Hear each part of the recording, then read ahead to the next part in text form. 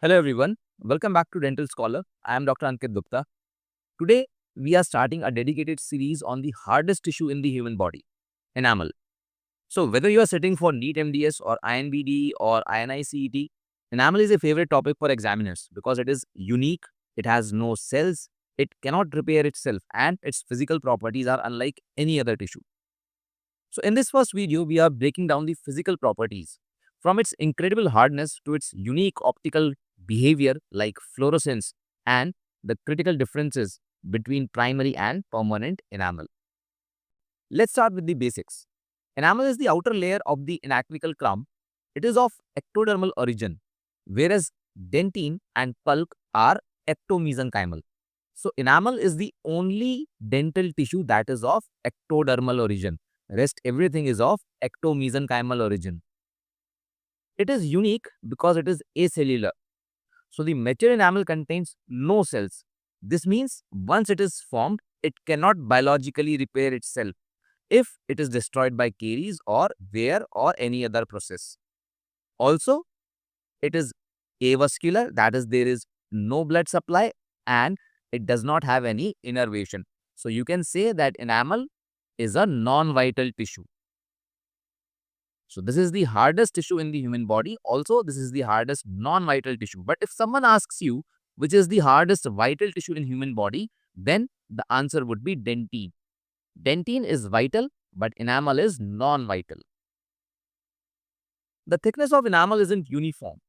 It forms a protective cap that is thickest over the cusps and the incisal edges, reaching to about 2.5 millimeters in permanent teeth. From there, it tapers down to about 1.3 millimeters on the lateral surfaces and a very thin knife edge that is about 0.7 millimeters at the cervical margin. This variation is the very reason why cervical enamel is so prone to fracture during scaling or restorative procedures. Now let's talk about some numbers. First, hardness. Enamel is the hardest biological tissue. But remember, it is non-vital. The hardest vital tissue would be dentine. On the Knoop hardness scale, enamel scores about 296. Compared to this, dentine scores only about 64. Also, enamel has a high modulus of elasticity of about 131 gigapascals, which means it is very rigid. So, enamel is very hard and it is very rigid. This hardness and rigidity, they both come with a price, and that price is brittleness. Enamel, therefore, is a brittle material and it requires the flexible support of the underlying dentine to prevent fracture. Now, if you undermine the dentine, the enamel will certainly fracture. So, it needs the support of underlying dentine. Dentine behaves like a viscoelastic material. It absorbs the pressure that is applied on the enamel. It absorbs the impact, it absorbs the force that is applied on the enamel, and therefore it prevents the cracking or the fracture of the enamel. The enamel has a specific gravity of about 2.9. Compared to that, dentine has a specific gravity of 2.14. It means that enamel is more dense as compared to dentine. Let's now go to the optical properties. So, enamel is translucent. It is highly mineralized. In fact, it is the most mineralized tissue with a total mineral content of about 96% by weight. And this high mineral content makes it translucent. It behaves like a translucent material. And the refractive index of enamel is about 1.62. Its color, that is yellowish white or grayish white, actually comes from the underlying dentine which is showing through the enamel. As we just learned that enamel is translucent. So, the underlying dentine shows through this translucent enamel, and because of that, its color can be described as yellowish white to grayish white. So, in cases where enamel is more translucent, it appears yellowish white, and the cases where it is less translucent, it appears grayish white. Now, this translucency isn't fixed. It depends on certain factors. First can be hydration. Wet enamel is translucent and dry enamel looks chalky and opaque. The second factor that can affect translucency is the wavelength of the incident light.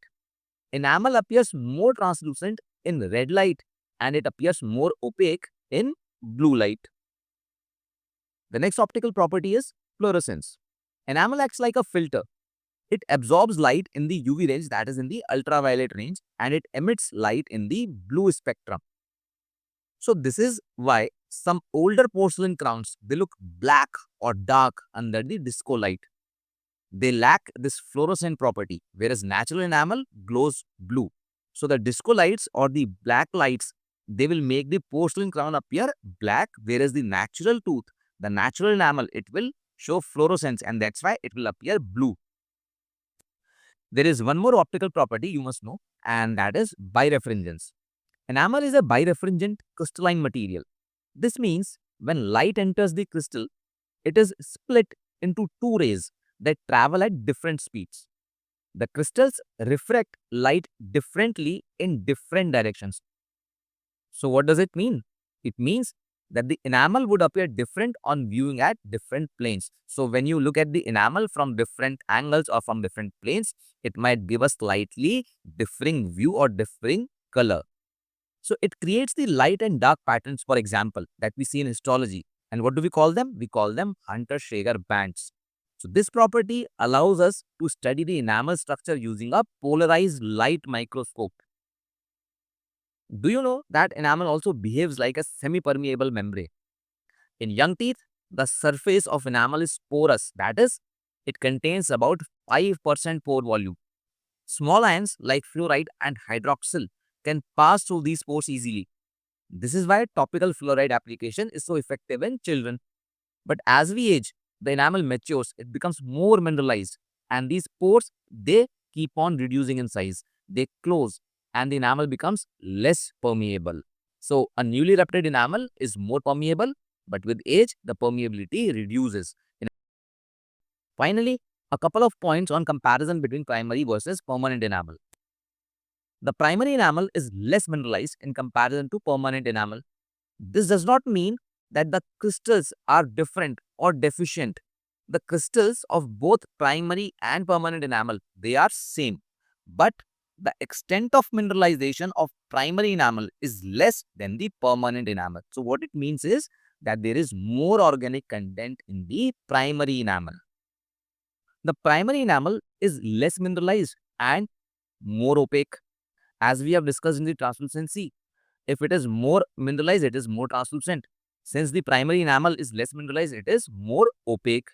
This gives it a stark, milky appearance, which is often described as china white or milky white, whereas permanent teeth look yellower because they are more translucent. The another difference is thickness. Permanent enamel has a variable thickness, that is, it is thickest at the cusp tip or the incisal edge and thinnest at the cervical margin. But in primary enamel, the thickness of enamel is uniform throughout, and it is somewhere about 1 to 1.3 millimeters all around the crown. So we have covered the physical personality of enamel, but what is it actually made of? In the next video, we are going to zoom into the molecular level. We'll discuss the chemical composition and the vital enamel proteins. If you found this helpful, please hit subscribe and share this with your batchmates. I am Dr. Ankit, and I'll see you in the next one.